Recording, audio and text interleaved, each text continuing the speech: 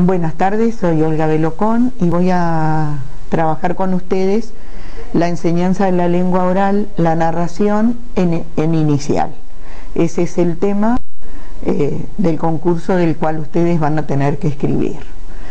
En el programa de inicial están los contenidos de 3, 4 y 5 años que tienen en toda la primera parte de las barras los contenidos que hay que trabajar en las distintas edades y toman el tema de la narración, digamos,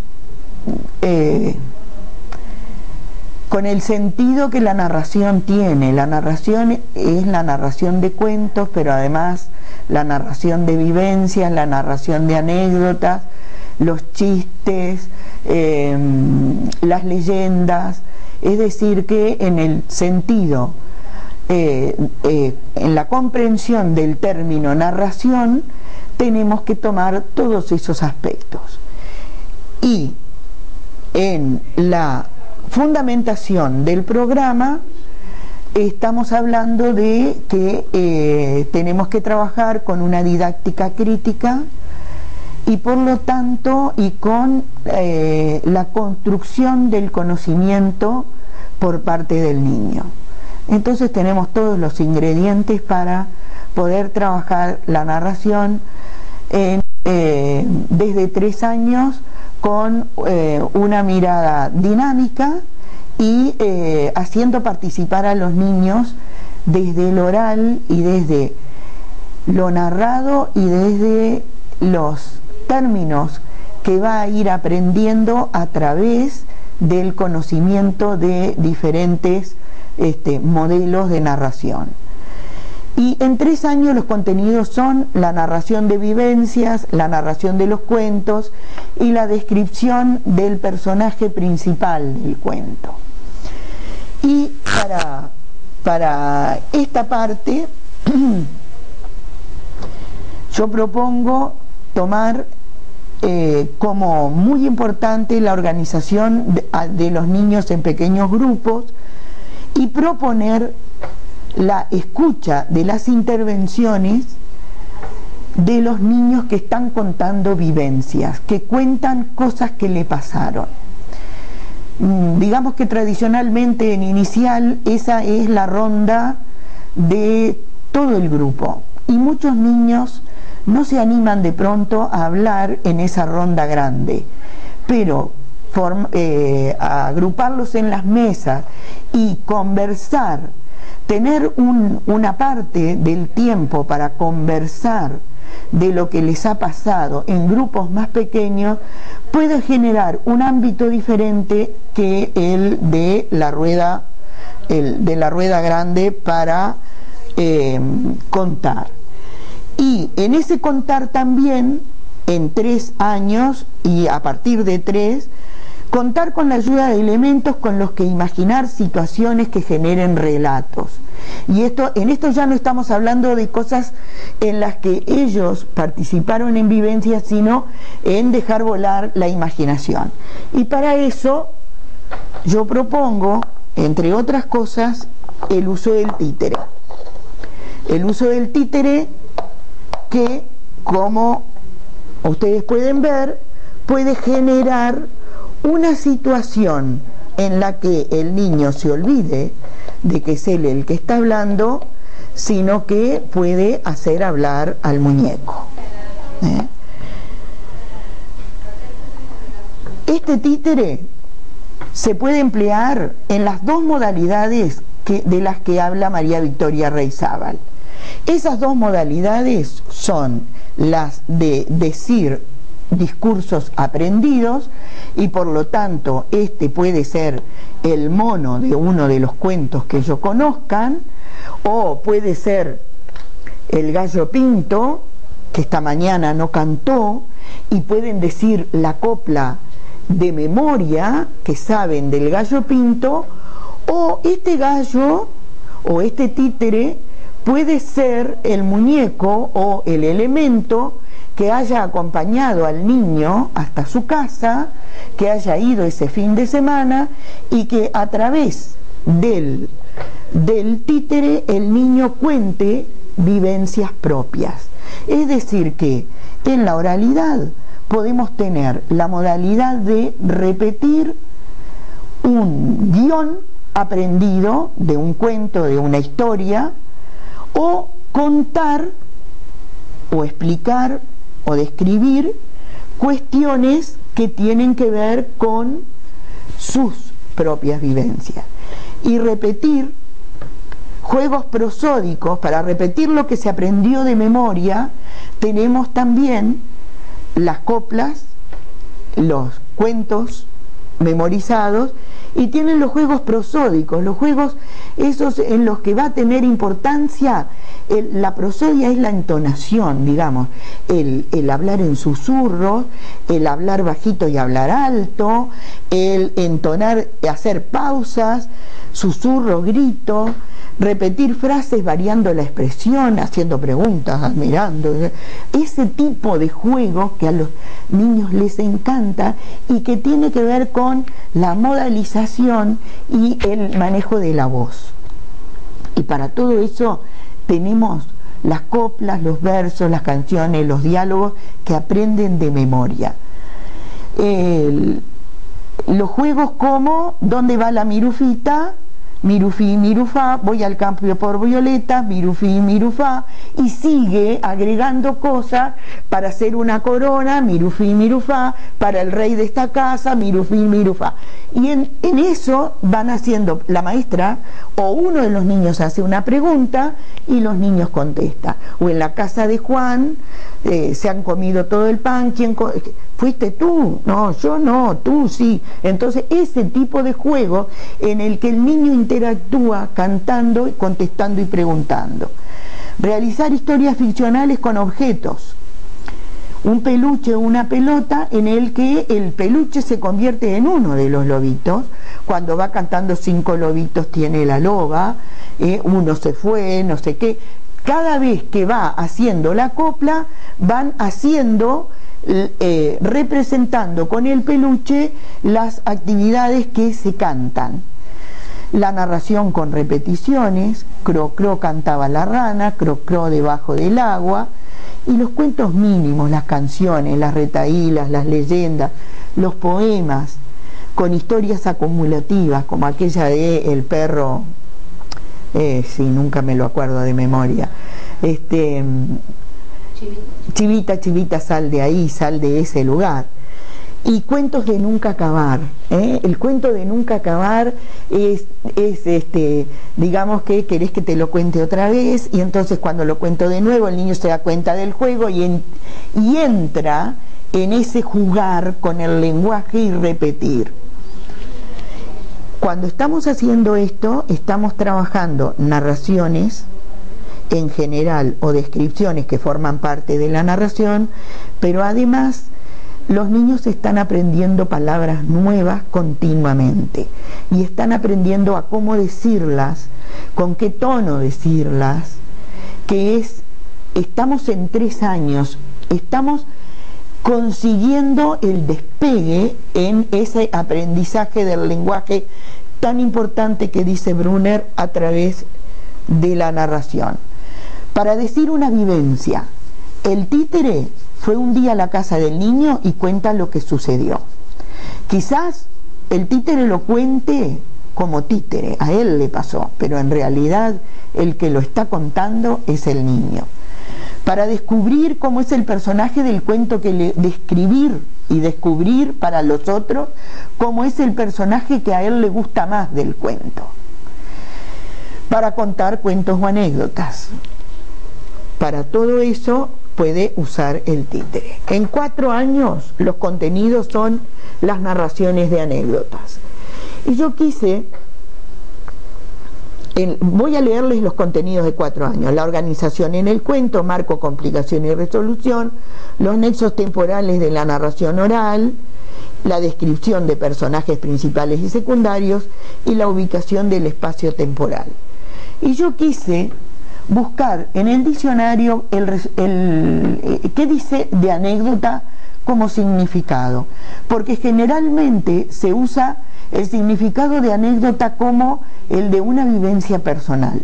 Pero resulta que anécdota quiere decir relato breve de un hecho curioso que se hace como ilustración, empleo o entretenimiento. Suceso curioso y poco conocido que se cuenta en dicho relato. Eso también es una anécdota, y el niño puede contar como anécdota algo que no le sucedió a él, pero que forma parte de una historia que le encantó, que lo emocionó o que le gustó. El argumento o asunto de una obra, digamos contado como hilo, también es una anécdota. Y un suceso circunstancial o irrelevante que es, yo creo que en la mayoría de los significados que se emplea generalmente. La macroestructura narrativa tenemos que tomarla si estamos enseñando a través de la oralidad, estamos enseñando la narración. Y la macroestructura narrativa cuenta de 3 momentos importantes: el marco, el nudo y la resolución. En el marco no interesa que yo le enseñe a los niños que esas partes se llaman marco, nudo, resolución, sino que yo trabaje con el concepto del marco, y que cuando yo leo una historia que ellos disfrutan, que les gusta, en algún momento yo pregunte, y ahí voy a estar trabajando con la idea de marco, es: ¿y esta historia dónde pasó? Cuando dice un lejano país, ¿qué quiere decir? ¿En qué lugares suceden las historias que leímos esta semana? En la situación de los personajes, ¿están en una familia en este cuento? ¿Está solo? ¿Es un rey y una reina? ¿Es una princesa? ¿Es un oso y le gusta comer miel? ¿O es otro animal? Cuando yo estoy proponiendo pensar, reflexionar, hacer metacognición sobre lo que leímos o sobre lo que contamos, estoy haciendo tomar conciencia al niño de una parte del cuento, que es el marco, que lo tengo que saber yo como docente, pero no tengo por qué decirle a los niños pequeños que ese es el marco, porque eso es lingüística y a los niños les interesan los cuentos. Cuando estamos preguntando estos aspectos, estamos haciendo que el lector los reconozca, y no tanto que aprenda el nombre. La complicación o nudo o problema, cuando lo mismo, no le voy a estar enseñando ni nudo, ni complicación, ni problema, no interesa cómo se llama desde lo lingüístico, sí interesa que él pueda encontrar qué fue lo que pasó, que todo venía sucediendo bien, pero ¿qué le pasó a ese personaje del cuento? ¿Cómo le pasó? ¿Con quién le pasó? Si no hubiese venido el cazador, ¿qué habría pasado? Si hubiera venido Caperucita acompañada con la mamá, ¿qué habría pasado? ¿Cómo te parece que se podía resolver este problema de otra manera? Si pudieras cambiar algo, ¿qué le cambiarías? Si el personaje hubiera tenido un teléfono celular, ¿qué habría pasado en esta historia? Cuando yo estoy haciendo estas propuestas, estoy haciendo foco en el nudo, en el problema, y estoy viendo cómo fue el problema del cuento, pero a su vez estoy proponiendo dinámica para que el niño proponga que ese cuento se mueva de otra manera. Estas propuestas son tomadas de Gianni Rodari, de su libro La gramática de la fantasía. Y cuando estamos hablando del desenlace, del nudo, del final, vamos a ver cómo terminó. Si hubiese venido toda la policía, ¿qué habría terminado igual? Si hubiese venido una hada buena, ¿habría terminado igual esta historia? Si hubiera venido un dragón, esta historia, ¿cómo terminaba? Yo ahí estoy fijando la atención en otra parte del cuento que es distinta de la del marco y la del nudo, pero no estoy haciendo recordar el nombre, sino que estoy haciendo énfasis en ese lugar del texto y del significado de la historia. Y por último, la pregunta: ¿te gustaría pensar y decir otro final para esta historia? Puede ser que los niños digan que sí, o puede ser que digan que no, que les gusta así como terminó, tal cual. Los marcadores temporales son necesarios porque la narración transcurre en el tiempo y digamos que son acciones que se encadenan y que ya pasaron, y entonces hacer notar que el cuento empieza diciendo érase una vez, hace mucho tiempo, hace muchísimos años, eso está marcando una acción que se hizo o que se imaginó en un tiempo muy lejano.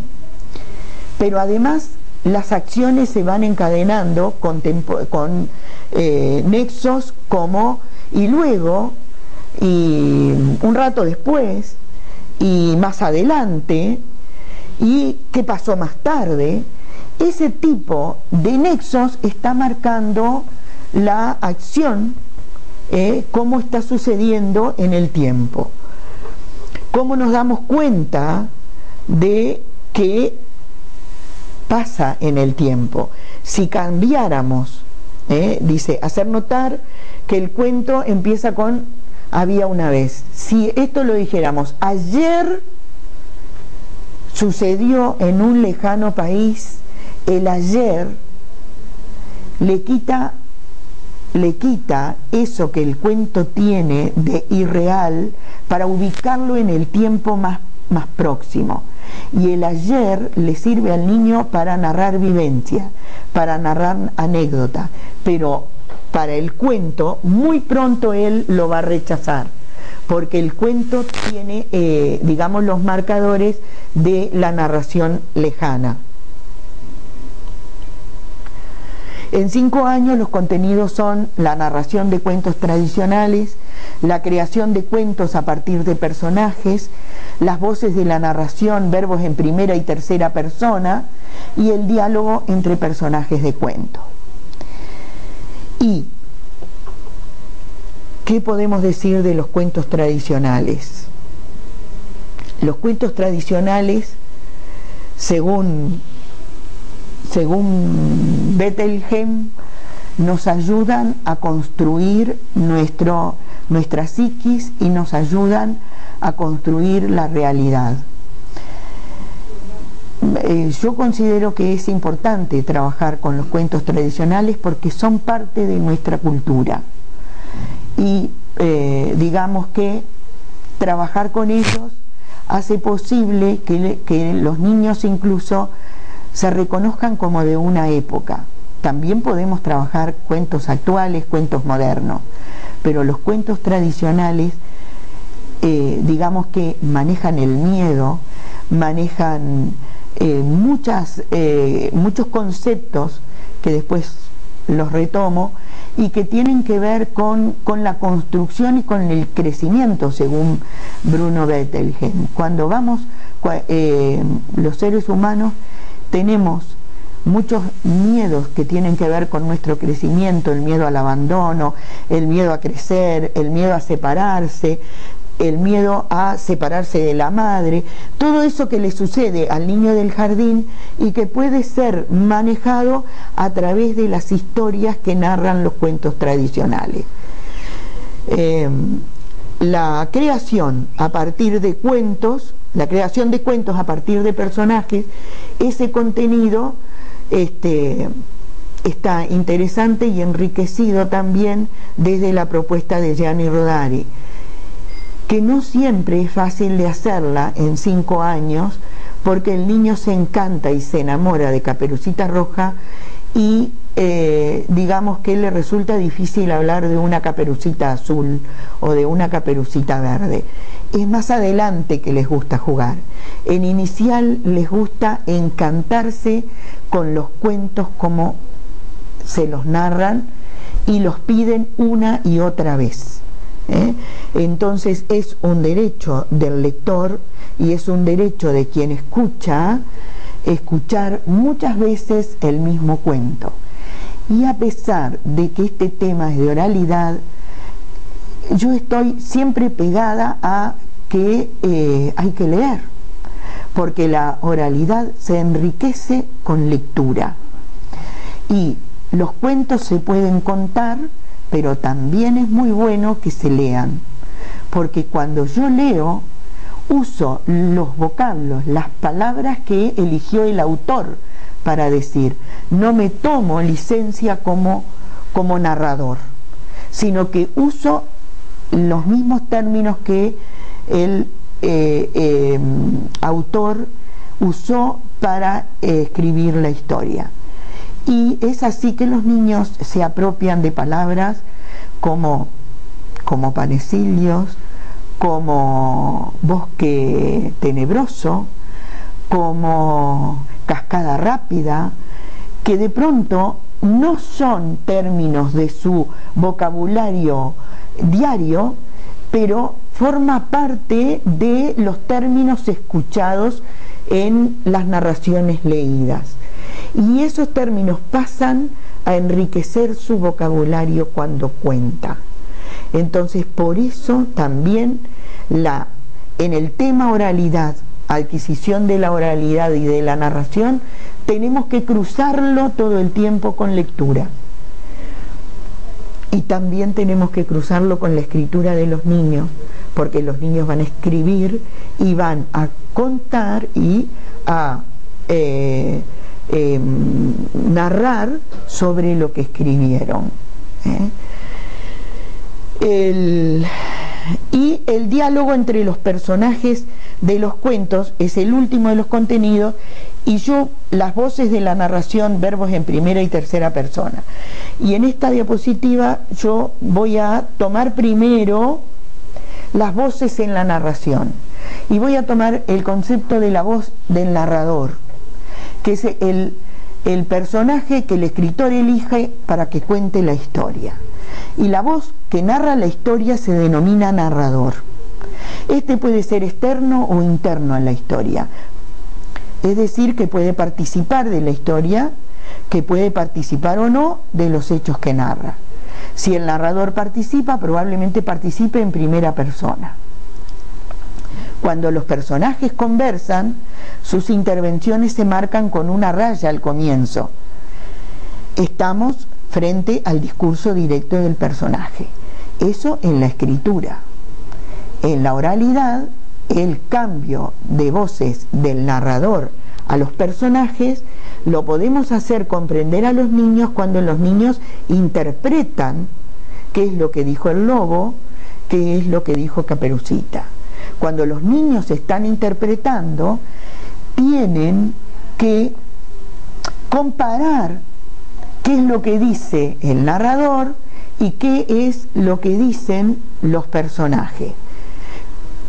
Y ahí es que podemos diferenciar cuando deja de hablar el narrador, que dice que había una vez una madre que vivía en el bosque y bla bla bla bla bla, bla, y empieza a hablar el personaje. Y el niño tiene que entender que si él está actuando de lobo, el que habla como lobo tiene que hacer la voz del lobo y tiene que hablar en primera persona. Esta es, digamos, una de las formas más aceptadas para que los niños puedan entender esto de primera persona y tercera persona. Si no, ese contenido parece de muy difícil abordaje en 5 años. Pero si empezamos a representar las voces de la narración, sí podemos ver que el narrador va a dar la entrada y que el lobo y la Caperucita, o Cenicienta y la madrastra, tienen que hablar como si yo soy Cenicienta, yo soy la madrastra, por lo tanto es a mí que me pasa. Y la palabra que dice que es a mí que me pasa, que la indica, es el verbo. Pero yo no le voy a decir la palabra verbo a los niños, sino que voy a buscar con ellos cómo es que se dice. Todavía no me importa que ellos sepan qué es el verbo. Y ahí podrá diferenciar los verbos en primera y tercera persona gramatical. Y eso sí lo tengo que poner yo como docente en la planificación. Yo tengo que saber que eso sucede con los verbos en la narración, pero no tengo que hacérselo aprender a los niños como palabra definitiva, definidora de gramática. El diálogo entre personajes de cuentos. Representar con los títeres, con máscaras, con la cara pintada, con alguna prenda, sombrero, cinturón, vincha, broche, los diálogos de los cuentos, una vez leídos y comentados, rememorarlos, hace que cada uno se posesione de su personaje. Y la importancia de la lectura, la escucha y los comentarios sobre literatura infantil para aprender sobre la narración. La literatura infantil permite crear mundos posibles y al jugar se convierten en seres ficticios y crean un mundo en que la ficción le permite explorar tanto el mundo que conoce como el que elaboran. Por eso es importante la literatura. Le permite la apropiación de conceptos abstractos como valiente, cobarde, generoso, avaro, bueno, malo, trabajador, holgazán. Un niño de 5 años hable como holgazán es maravilloso. Miedoso, arrojado, veloz, lento, obediente, díscolo. Es aproximaciones a esos conceptos, pero los niños empiezan a pensar en esas situaciones a través de las situaciones de los cuentos. Entonces, si logramos hacer pensar, por ahí vamos bien. Y la literatura ayuda a interpretar y aceptar la realidad. Por lo tanto, es importante trabajarla en la escuela. Y antes de terminar, quiero leerles una parte de este libro de María Teresa Andrueto que se llama Hacia una literatura sin adjetivos, que dice: ¿para qué sirve la ficción? ¿Tiene alguna utilidad, alguna funcionalidad en la formación de una persona? En nuestro caso, de un niño, es decir, justamente de una persona en formación. Vamos, los hombres y mujeres, al diccionario para saber acerca de las palabras, y a los libros de ciencia para saber de ciencia, y a los diarios y periódicos para leer las noticias de último momento, y a las carteleras de cine para saber qué películas pasan. Pero ¿a qué sitio vamos para saber acerca de nosotros mismos? Los lectores vamos a la ficción para intentar comprendernos, para conocer algo más acerca de nuestras contradicciones, miserias y grandezas, es decir, acerca de lo más profundamente humano.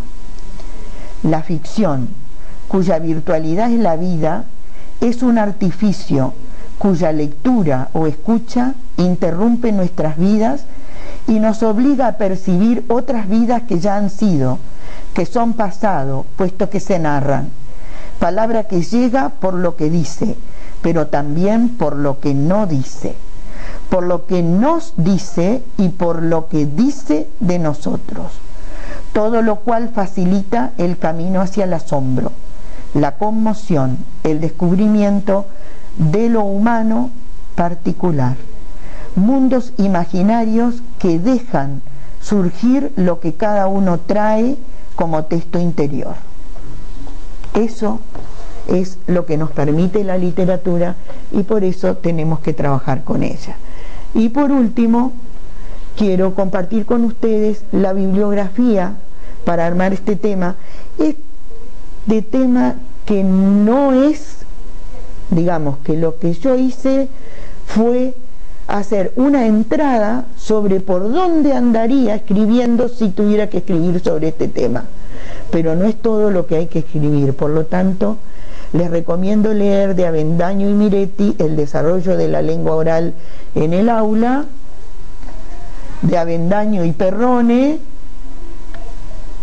El aula, un espacio para aprender a decir y escuchar, de Bassols y Torrent, que hoy no lo traje, pero lo van a tener colgado, el capítulo que habla sobre narración, sobre las voces en la narración, porque nosotros como docentes tenemos que poder distinguir, y de Casani y Luna y Sanz también tenemos la estructura narrativa y las voces, y de Álvarez y de Margaret Meek en torno a la cultura escrita, que tiene unos capítulos preciosos sobre lo que los niños aprenden cuando leen cuentos, cuando se les lee cuentos, cuando ellos cuentan cuentos, cuando interpretan historias, cuando las dramatizan y cuando los adultos, sobre todo, formamos parte de ese mundo fantástico que ellos crean